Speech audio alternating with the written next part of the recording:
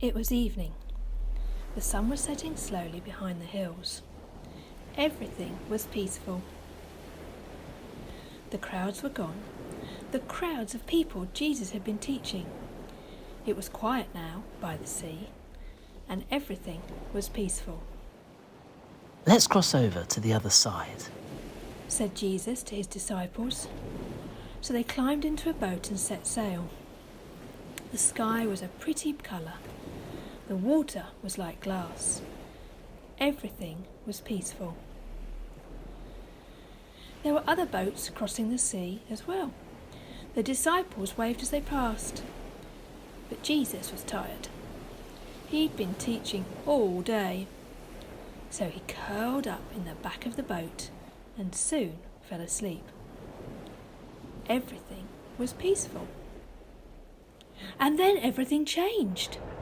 As the boat reached the middle of the sea, a windstorm suddenly blew down from the sky. It beat all the sails and sent the boat pitching and rocking and shaking. Now nothing was peaceful. It was frightening.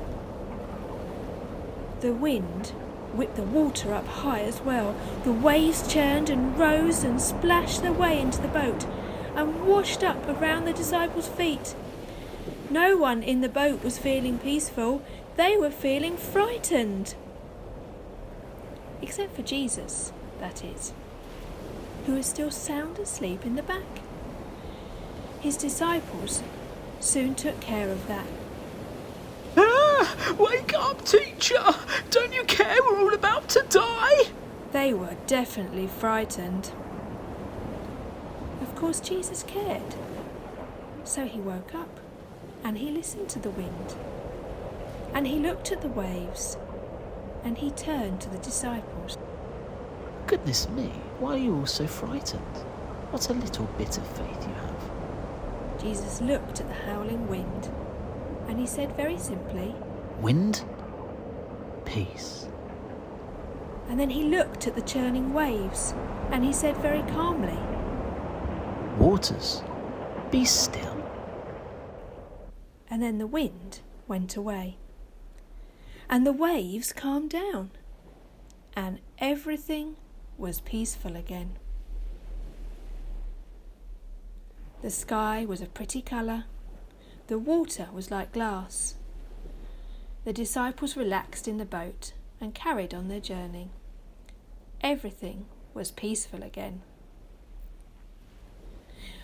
But although the disciples should have felt relieved, they felt a bit jumpy and a bit confused, and a niggling question passed from one to the other.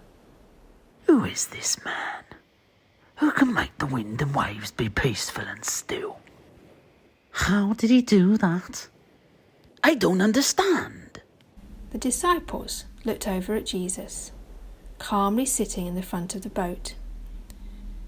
He turned and smiled back at them. And then they felt at peace. A real, deep down, inside feeling. Feeling peaceful. They didn't need to know how he'd done it. They were with Jesus, and that's all that was needed. Today is Remembrance Sunday.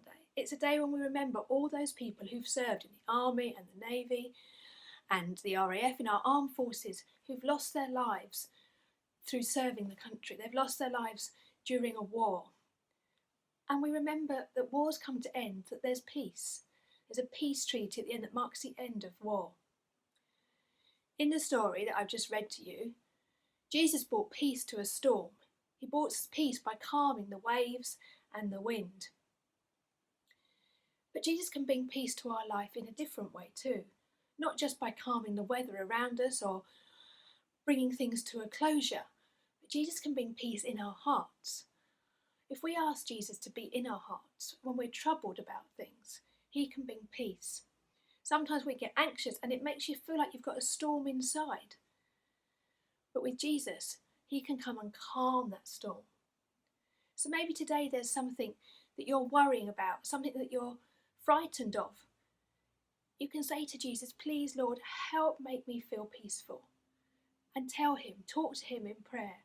Maybe reread the story that I've just read to you this morning and just think about how Jesus can bring peace in your life if you ask him. So take care and God bless.